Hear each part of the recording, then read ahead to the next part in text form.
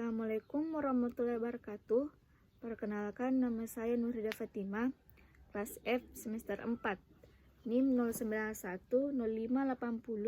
0910580322049, Prodi Ilmu Pemerintahan, Fakultas Ilmu Sosial dan Ilmu Politik. Baik, di kesempatan ini saya akan menjelaskan kembali materi di pertemuan pertama dan kedua mengenai politik hukum.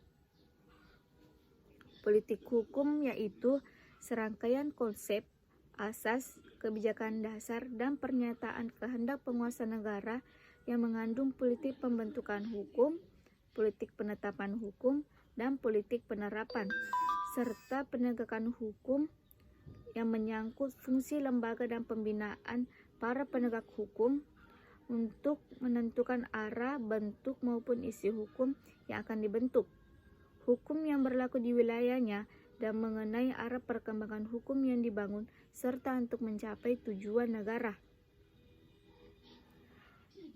Di politik hukum juga terdapat unsur yang terkandung di dalamnya, yaitu yang pertama, adanya produk hukum yang ditentukan. 2. Adanya pihak atau organisasi yang berwenang. 3. Adanya ketentuan atau asas tertentu. Dan yang keempat, untuk mencapai tujuan negara. Politik hukum berkeinginan untuk menyusun peraturan perundang-undangan yang demokratis, yang tidak hanya dari segi teknik, akan tetapi juga ditopang dengan gabungan antara politik hukum atau reach politik dan sosiologi hukumnya. Selanjutnya, terdapat juga peran dan fungsi politik.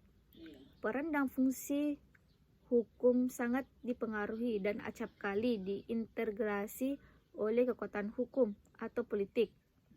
Adanya konstelasi bahwa otonomi hukum di Indonesia cenderung selalu lemah, terutama jika ia berhadapan dengan subsistem politik.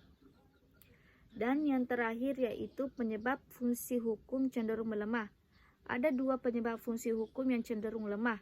Yang pertama, struktur hukum dapat berkembang dalam segala konfigurasi politik yang ditandai dengan keberhasilan pembuatan peraturan perundang-undangan berbagai bidang hukum, tetapi pelaksanaan hukum atau penegakan hukum cenderung semakin lemah.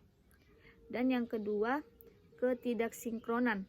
Ketidaksinkronan pertumbuhan secara fungsi dan struktur hukum itu disebabkan oleh terjadinya gangguan oleh tindakan-tindakan politik terhadap upaya penegakan fungsi hukum. Itulah singkat penjelasan materi di pertemuan pertama dan kedua. Lebih dan kurangnya mohon dimaafkan. Assalamualaikum warahmatullahi wabarakatuh.